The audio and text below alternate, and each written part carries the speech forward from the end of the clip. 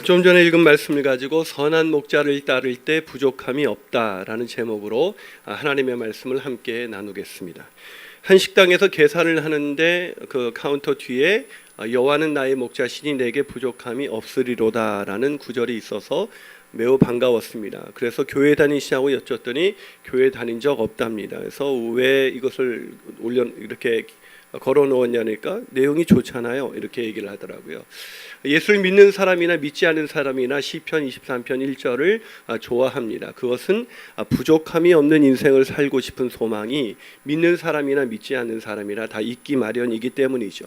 그러나 사람들의 사는 것을 들여다보면 사람들이 다 부족함이 없는 인생을 살기는커녕 오히려 늘 부족함 속에서 허덕이면서 살아가고 있습니다. 그건 부자도 예외가 아닌 것 같습니다. 록펠러에게 한 기자가 물었습니다. 현재의 재물에 만족하십니까? 그러자 뜻밖에도 록펠러는 아니라고 대답을 했습니다. 그러자 이 기자가 황당해서 그럼 얼마를 가져야 만족하시겠습니까? 그랬더니 록펠러가 유명한 대답을 했죠. Just little more, 조금만 더 가졌으면 좋겠다. 여러분, 만족한 인생을 살고 계십니까? 아니, 얼마를 벌면, 우리가 무엇을 가지면 우리는 이제 만족하다라고 말할 수가 있을까요? 오늘 본문은 그 유명한 오병이어의 기적 이야기입니다. 근데 내용이 좀 앞뒤가 맞지 않아요. 왜냐하면 우리가 지난주에 우리가 함께 나눈 말씀이 어떤 내용이었습니까? 헤롯의 권력에 의해서 허무하게 죽음을 맞이한 침례 요한의 이야기를 들려주므로 그것이 허무한 죽음이 아니라 오히려 소명자의 영향력이다라는 것을 우리에게 가르쳐 주었습니다. 그럼 그 다음 우리가 기대하는 구절은 제자들이 다시 도전받고 나가서 침례 요한처럼 순교를 당했더라, 뭐 이런지 이런 기록이 돼 있다면 이게 좀 맞디가 맞는데 갑자기 먹는 얘기가 나온 거예요. 왜 그랬을까요? 그것은 이 헤롯의 잔치와 또 오병이어의 잔치, 예수님이 베푸신 그 나쁜 목자인 헤롯의 잔치와 이 선한 목자이신 예수님이 베푸신 잔치를 대조해주고 있는 것입니다. 일단 차이가 있죠. 헤롯의 잔치에는 귀인들이, 이렇게 권력에 아부하는 이 귀인들이, 잘 나가는 사람들이 모여있는 반면에 이 예수님이 베푸신 이 오병이어의 기적의 잔치에는 진짜 갈 데 없는 사람들, 오갈 데 없는 사람들을 하나님께서, 예수께서 먹이시고 이 12강주리가 남았다, 이 얘기입니다.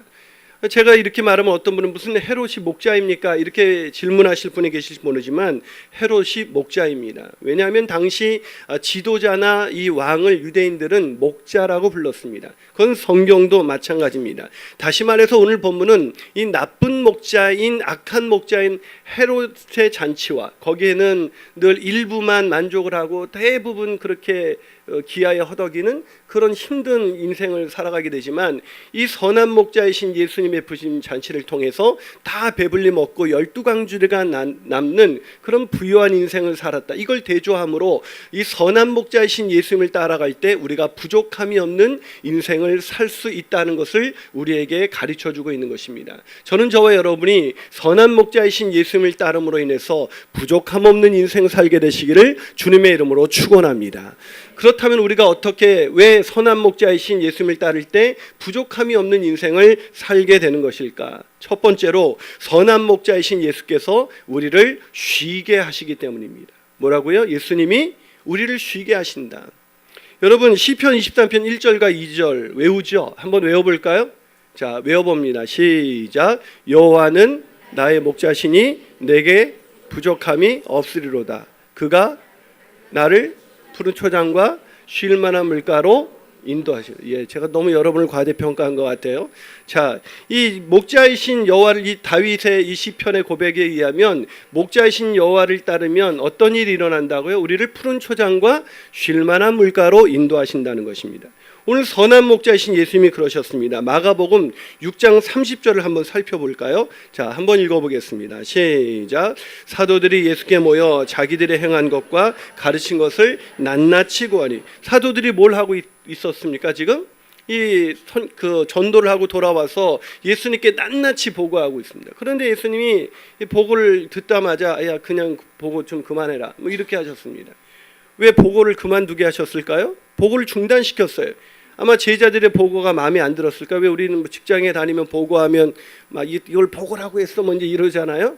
근데 예수님이 그렇게 하신 것 같지는 않아요. 근데 왜 보고를 갑자기 중단시키셨을까? 그 이유가 31절에 나와 있습니다. 자, 보고를 중단시킨 이유 31절 같이 읽어보겠습니다. 시작. 이르시되 너희는 따로 한적한 곳에 가서 잠깐 쉬어라 하시니 이는 오고 가는 사람이 많아 음식 먹을 겨를도 없었더라. 무슨 말이에요? 열심히 소명을 감당하고자 이 음식 먹을 겨를도 없이 쉬지 못했던 그 제자들을 보시고 주님이 측은히 여기셔서 야, 됐어, 보고 안 해도 너희들 훌륭히 일한 거 다 알아. 그러니 잠깐 쉬어라. 너희들에게 지금 보고하는 게 필요한 게 아니라 쉼이 필요해. 좀 쉬어라라고 말씀하신 것입니다. 참 얼마나 은혜가 됩니까? 근데 어떤 분은 뭐 이것도 이렇게 그 시비를 거는 분이 있어요. 예수님이 잠깐 쉬라 그랬다는 거예요. 뭐 쉬라면 푹 쉬어라 이래야지 뭐 잠깐 쉬어라가 뭐냐. 예수님이 쪼잔하게 뭐 이제 이렇게 얘기하는 분도 계시는데, 여러분 직장에 나갔는데 여러분의 그 사장님이 너무 수고 많은데 잠깐 쉬었다 오세요. 이게 좋겠어요? 아니면 집에 가서 푹 쉬고 나오지 말라고? 그런 게 좋겠어요? 이게 잠깐 쉬었다 와라. 이게 잠깐의 쉼이 우리 인생 속에서 우리를 부족함이 없는 그런 삶으로 인도하는 그런 하나의 굉장히 중요한 그런 단계인 것입니다. 근데 부족함이 없는 삶을 살기 위해서는 쉼이 정말 중요한데, 많은 사람은 부족함이 없는 삶을 살려면 쉬지 않고 일을 해야 한다고 생각을 하는 것입니다. 이 적절한 쉼이 필요한데, 이 쉬지 않고 일을 하면 돈을 더 많이 벌게 되고 돈을 더 많이 가지게 되면 내가 부족함이 없는 인생을 살아갈 수가 있다라고 생각하고 그렇게 일을 하는 분이 있습니다. 착각입니다. 여러분 생각해 보세요. 쉬지 않고 일하는 사람이 내 인생 정말 만족스럽습니다, 이런 얘기를 한 거를 들어본 적이 있나요? 그렇습니다. 이 만족이라는 것은 쉬지 않고 일하는 데서 오는 것이 아니라 우리를 쉴 만한 물가로 인도하시는 예수님을 따를 때만 우리가 누릴 수 있는 것입니다. 아멘이십니까? 그래서 한 주간에도 주일이 필요한 것입니다. 말씀드린 것처럼 주일에 예배 드리는 것이 이게 일이 아니라 이 가장 아름다우신 하나님의 임재를 보면서 와 하고 이렇게 감탄하는 순간 세상의 근심과 걱정은 다 사라지고 우리가 그 순간 쉬게 되는 것 아니겠습니까? 근데 우리는 아주 기가 막힌 은사가 있어요. 이 예배도 일로 만들어버려요. 예배도 하나님의 그 아름다우심을 보고 감격하고 쉬는 순간이 아니라 오늘 또 예배를 또 드려야 돼. 오늘 좀 사실은 뭐 벌초도 해야 되고 되게 바쁜데 오늘 예배 안 드리고 갈 수 없어서 어쩔 수 없이 온 사람에게는 그 예배가 일이 되는 것입니다. 자, 여러분은 어때요? 여러분에게는 예배가 일이에요? 쉼이에요? 정직하게 얘기해 보세요. 정직하게. 여러분 예배를 일로 만들었는지 쉼을 얻는 시간이었는지 어떻게 알 수 있냐면, 예배 드리고 나는 거 이상하게 내가 막 피곤하다 이러면 그거는 일이에요. 그 사람에게는 예배 잘못 드린 겁니다. 예배를 잘 드렸냐 잘못 드렸냐는 얼마나 헌금을 많이 하고 얼마나 막 봉사를 많이 했느냐가 아니라, 예배를 잘 드린 사람은 예배 드리고 나서 쉼이 있는 겁니다. 아멘이십니까? 근데 어떤 분은 막 부르신 곳에서 나는 예배하는 막 절사적으로 예배하겠다고 막 그렇게 찬양을 해. 그건 예배에 대한 그 이해가 없는 겁니다. 그 부르신 곳마다 내가 예배한다면 우리는 얼마나 많은 쉼을 누릴 수가 있겠습니까? 하긴 어떤 분은 정말 예배 때 아주 푹 쉬는 분이 계세요. 처음부터 쉬세요. 뭐 예배 끝날 때까지 눈을 뜨지 않는 그분을 볼 때마다 참 제 마음속에 괜찮아요. 그게. 여러분 예배 시간에 자는 게 그건 허물이 아니에요. 얼마나 육신의 피로가 있었으면 그 예배 시간에 주무시겠습니까? 근데 문제는 우리가 무엇이든지 다 일로 만들어 버린다는 것입니다. 특히 목장도 마찬가지예요. 목장은 사랑과 선행을 격려하면서 서로 세상에서 이 무거운 짐을 내려놓고 치유가 일어나는 그런 쉼의 현장이 바로 목장이에요. 아멘이십니까? 근데 이 목장도 일로 만들어요. 그래서 막 오늘 예배도 드렸는데 오늘 목장도 가야 돼? 이 사람에게는 이 목장이 일인 거죠. 이 예배나 이 목장은 이 다 우리에게 하나님이 주신 쉼의 공간인데, 치유의 공간인데 우리는 이걸 일로 만들어 버려요. 하긴 이렇게 보면 교회 안에 제일 쉬지 못하는 분들이 누군지 아세요? 이 새신자는 잘 쉬는 것 같아요. 예배만 끝나면 확 사라지고 뭔지 이러고 아무것도 준비하지 않아도 되는데, 목자는 또 목장 모임 준비해야 되고 막 이러다 보니까 제일 쉬지 못하는 분들이 리더들입니다. 교회 리더들은 잘 못 쉬는 것 같아요. 그 때문에 이 예배 가운데도 분주하게 이게 예배가 잘 돌아가야 되나 막 이런 신경을 쓰다 보면 쉬지 못하는 것이죠. 근데 저는 가장 쉬지 못하는 사람이 교역자들이라고 생각합니다. 아시는 것처럼 저희 교회는 한국교회 최초로 주 5일제를 시행하고 있지 않습니까? 근데 월, 화 이틀 쉬었으면 수요일날 아주 생기발랄하게 나와야 되는데 여전히 얼굴은 어두침침하고 도대체 집에서 어떤 분이 있는지 어떤 혹사를 당했는지 수요일날 너무 아무래도 월화에 쉬지를 못하는 것 같아요. 그래서 제가 아무래도 이분들을 위해서 특단의 조치를 내려서 주 5일제를 거두고 월요일 화요일날 교회로 불러서 이 수유실에 다 잠을 재우는 그런 시간을 좀 가져야겠다, 이렇게 곧 올지도 모르겠습니다. 어느 날 여러분, 이게 우리가 그냥 쉬는 법을 몰라요. 왜 우리가 쉬지 못하고 있는 걸까요? 왜 쉬는 것 같은데 여전히 우리는 피로한 것일까? 그것은 우리가 더 많은 시간, 나에게 자유 시간이 없었기 때문이 아니라 우리가 하나님 우리를 쉬게 하시는 분은 예수님밖에 없는데 예수님을 따라갈 때만 그분이 우리를 쉴 만한 물가로 인도하시는데, 교회 와서 예배를 드리는데도 예수님을 따르는 법을 모르고 목장에 와서도 그 임재 가운데 예수께서 우리의 무거운 짐을 다 내려놓게 하시는 그 예수님을 따라가지 않기 때문에 우리 인생에 쉼이 없는 것입니다. 사랑하는 여러분, 우리 인생에 쉼이 있기를 원하십니까? 그 쉼이 누리기 원하신다면, 그래서 부족함이 없는 인생을 살기 원하신다면 예수님을 목자로 따라가는 저와 여러분이 되시기를 주님의 이름으로 축원합니다. 한 말 더 나가서 선한 목자이신 예수님을 따를 때 왜 우리는 부족함이 없는 것일까? 그 두 번째 이유는 선한 목자이신 예수께서 우리의 근본적인 이 피로를 채우시기 때문입니다. 뭐라고요? 우리의 근본적인 피로를 채우십니다. 여러분, 선한 목자는 말씀드린 것처럼 우리를 푸른 초장과 쉴 만한 물가로 인도하십니다. 하지만 목자이신 예수께서는 우리의 육체적인 피로보다도 더 근본적인 피로를 채우려고 하십니다. 왜냐하면 우리가 먹고 쉰다고 해서 쉴 수 있는 게 아니거든요. 그래서 우리의 육체적인 피로를 채우기 전에 예수님이 먼저 하신 게 있습니다. 자, 본문 34절을 한번 읽어보겠습니다. 34절 시작. 예수께서 나오사 큰 무리를 보시고 그 목자 없는 양 같음으로 인하여 불쌍히 여기사 이에 여러 가지로 가르치시고. 여러분, 이게 이해가 되세요? 지금 많은 무리들이 예수님을 쫓은 이유는 먹지도 못하고 쉬지도 못했기 때문에 예수님을 쫓아온 것입니다. 이들이 얼마나 그게 갈급했으면 이 예수님이 제자들에게 잠깐 쉬어라 이랬는데 배를 타고 한적한 곳으로 가는데 이 사람들이 도보로 달려왔다고 말하고 있습니다. 얼마나 갈급했으면, 얼마나 먹지 못했으면 저 예수님 만나면 내 피로가 채워질 거야 라는 이것 때문에 그 어마어마한 무리들이 모든 마을에서 나와서 예수님께 달려온 것입니다. 그럼 이제 뭘 제일 먼저 하셔야 됩니까? 먼저 좀 쉬게 하고 좀 먹여주셔야 되는데, 예수님이 오늘 본문에 보니까 이 오병이어의 기적을 베푸시기 전에 먼저 하신 일이 있는데 그건 여러 가지로 가르치셨다라고 성경은 기록하고 있습니다. 그것도 이렇게 이제 배고프니까, 여러분 배고플 때 설교 길게 하는 사람 좋아요, 싫어요?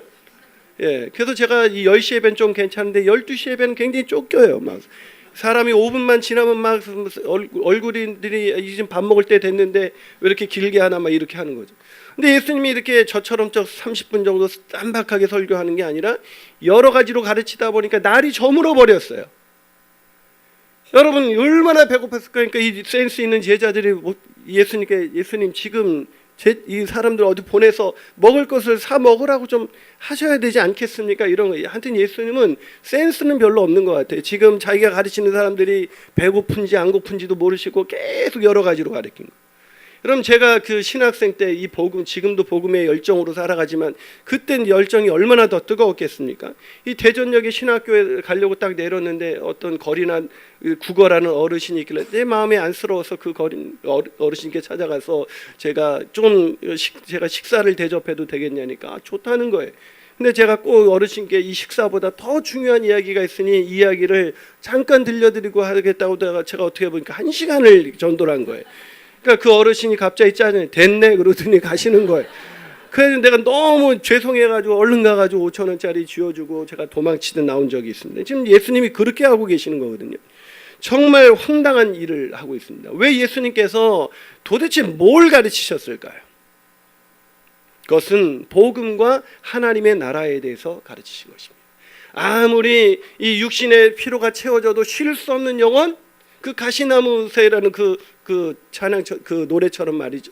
내 영혼 쉴 곳 없네. 그 쉴 곳 없는 영혼이 우리가 쉬지 못하는 건 먹지 못해서가 아니라 마시지 못해서가 아니라 우리의 영혼이 죄와 사망으로 완전히 망가져 있기 때문에 죄인이 쉴 수가 있겠습니까? 오늘 우리가 죄를 져서 누가 나를 찾아온다면 먹는 게 먹는 거겠습니까? 이 쉬는 게 쉬는 거겠습니까? 죄와 허물로 망가진 인간은 아무리 육체가 쉬어도 육체의 필요를 다 채워도 쉴 수 없는 영혼. 그래서 이 만족함은커녕 이 불안과 두려움 속에 살아갈 수밖에 없는 것이 인간이거든요.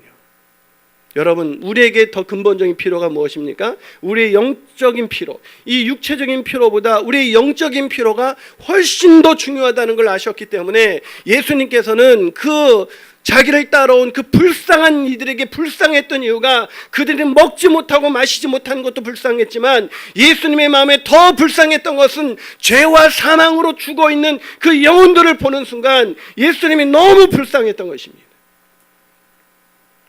여러분, 이 영적인 피로가 얼마나 중요합니까? 육체적인 피로를 아무리 채워도 쉴 수 없다는 걸 보여준 그 대표적인 사람이 저는 영국의 왕세자비였던 비운의 왕세자비 바로 다이애나비라고 생각합니다. 이 얼마 전에 지난 8월 31일이 이 다이애나비가 이 죽은 지 사망한 지 21주년 되는 날이었습니다. 이 1981년 7월 29일 전 세계에 생방송되는 가운데 다이애나는 이 런던의 세인트폴 이 대성당에서 3개의 결혼식을 했습니다. 이 수천 개의 진주가 달린 그 아이보리색 웨딩드레스와 이 7m의 길이의 트레인으로 치장한 그야말로 세계의 신데렐라 아니었겠습니까? 이 1981년 7월 29일 그가 그 결혼할 당시 자신이 그렇게 비참하게 인생 끝낼 거라고 누가 상상을 했겠습니까? 하지만 다이애나비는 1997년 8월 31일 당시 연인이었던 이집트 재벌 2세 도디 알 파에드와 이 파리에서 파파라치들이 추격을 피해서 막 자동차를 달리다가 그만 사고로 이 세상을 떠나고 만 것입니다. 세상의 모든 여인들이 부러워하는 부와 명예와 권력을 다 가지고 있었지만 그 여인은 쉴 곳 없는 여인이었습니다. 사랑하는 남편으로부터 사랑받지 못했던 이 여인은 그 공허한 마음을 채울 수가 없어서 이 채울 수 없는 마음을 극복하기 위해서 그 두 아들에게 끔찍한 사랑을 베풀기도 했고요. 그것으로도 모자라 이 공허한 마음을 채우고자 수많은 자선단체에 찾아가서 그 왕세자비가 정말 겸손히 섬기는 섬김의 그런 본을 보인 사람이기도 합니다. 그러나 그 자녀를 향한 그 사랑도 그 수많은 사람들이 존경하고 칭송할 만한 그 자선 행위도 그 영혼의 그 만족함을 채울 수가 없었던 것입니다.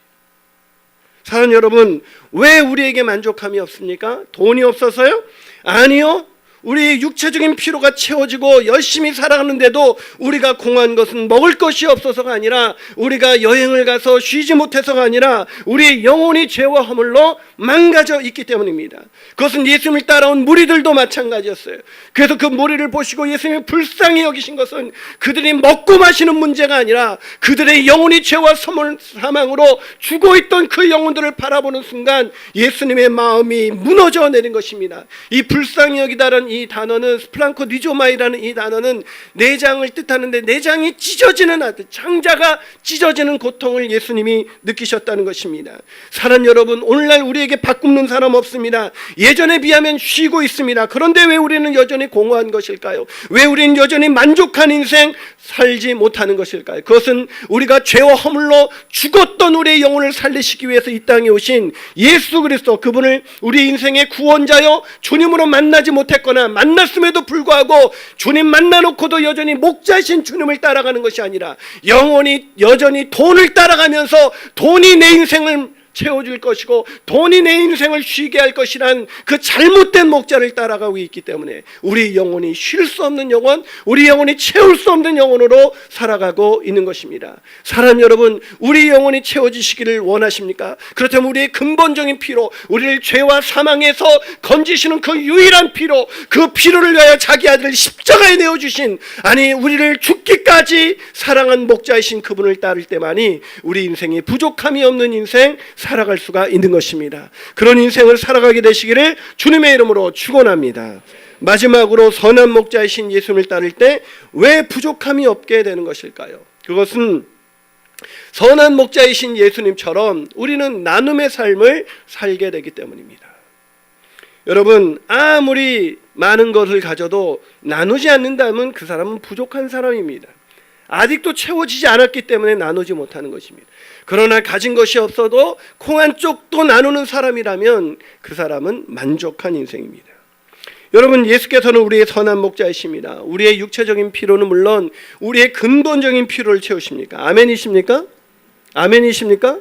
그렇다면 우리가 채워졌다면 우리 삶 속에서 당연히 나타나야 될 것이 무엇입니까? 그건 나눔입니다. 그런데 이상합니다. 예수를 주와 그리스도로 믿었다는 사람들도 이렇게 들여다보면 나눌 줄을 몰라요. 늘 뭐 명절이 돼도 그냥 자기 이렇게 식구들 챙기고 이 선에서 벗어나지 않습니다. 아직도 힘들게 굶어 죽어가는 영혼들, 가난한 영혼들을 살피지 않아요.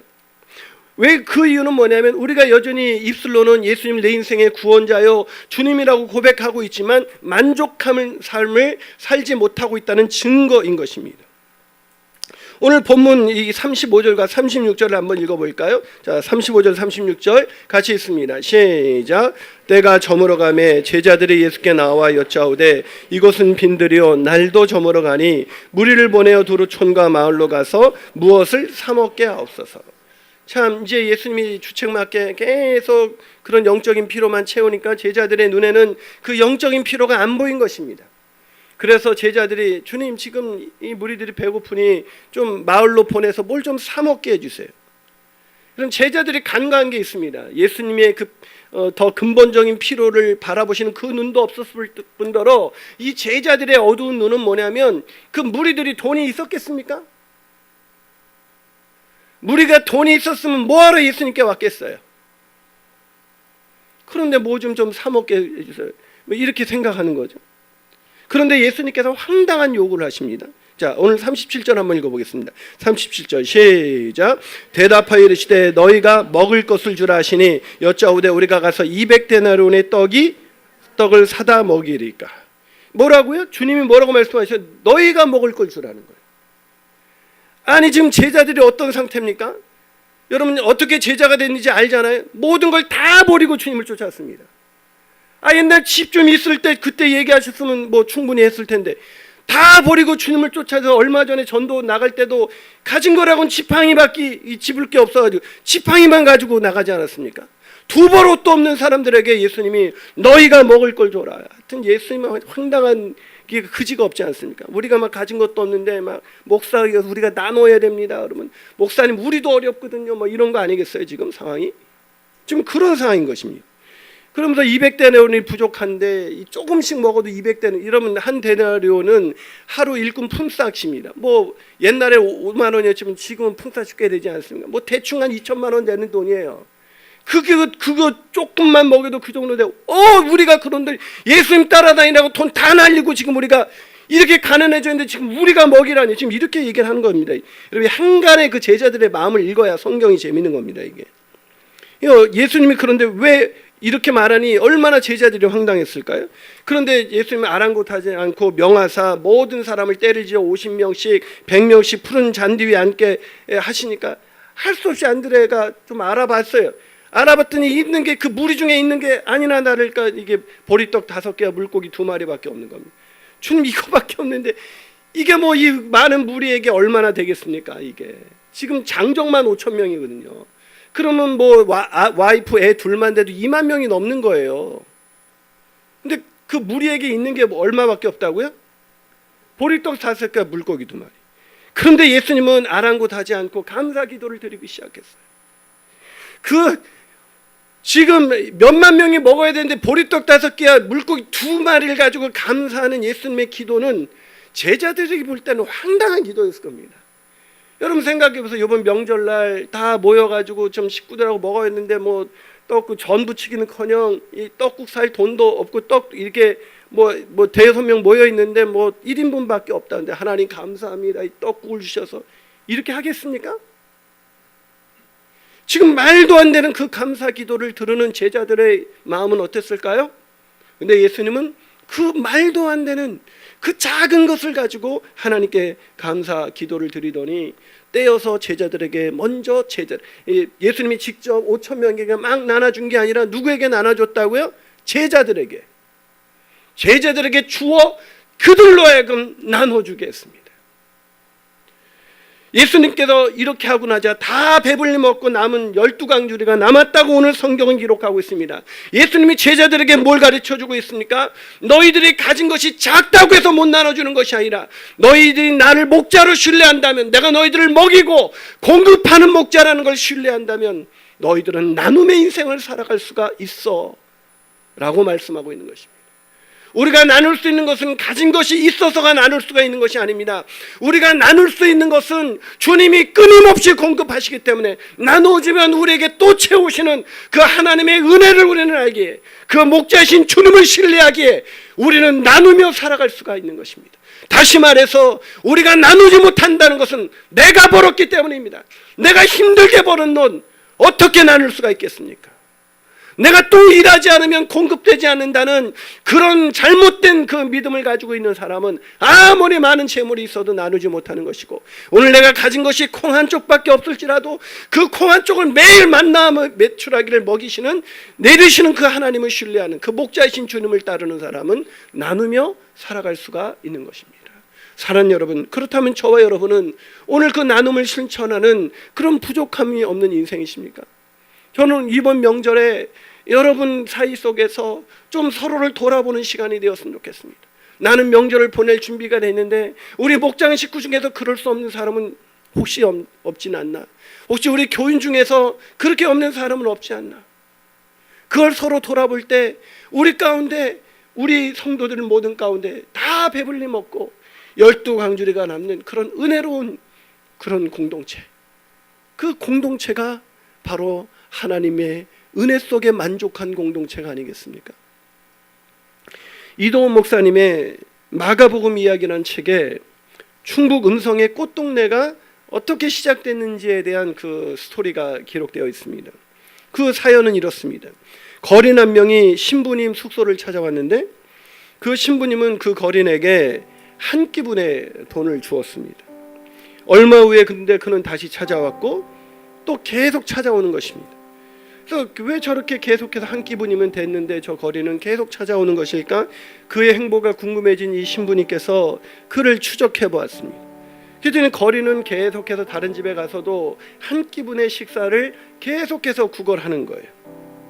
그러고 나서 그 거린이 9끼분의 그 식사분이 채워지자 비로소 자기의 숙소로 향했는데 그 숙소로 가보니 9명의 사람이 누워 있었습니다. 그래서 그가 신부께로 다시 와서 구걸을 또 요청했을 때 그 신부님이 그에게 이렇게 물었습니다. 당신은 자신의 몸도 성하지 않은데 어떻게 9사람을 도울 수가 있습니까?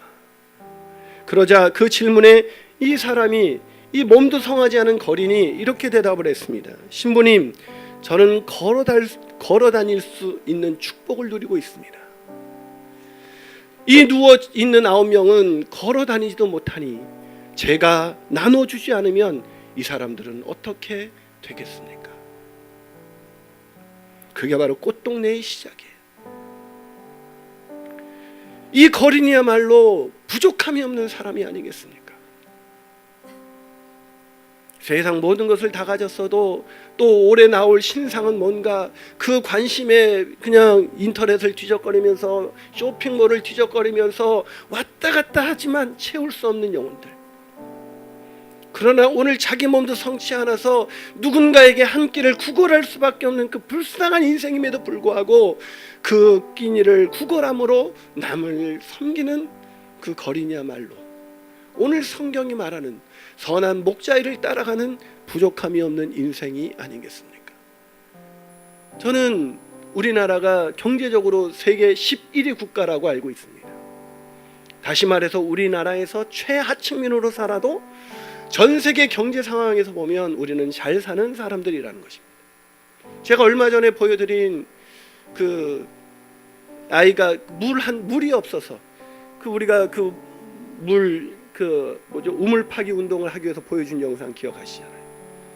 그 어린 아이가 자기 누워 있는 할머니와 자기 동생에게 물을 먹이기 위해서 매일 32kg를 물덩이를 치고 32kg 그 사막을 왔다 갔다 하는 그 아이에 비교하면 우리는 얼마나 부유한 인생을 살아가고 있습니까?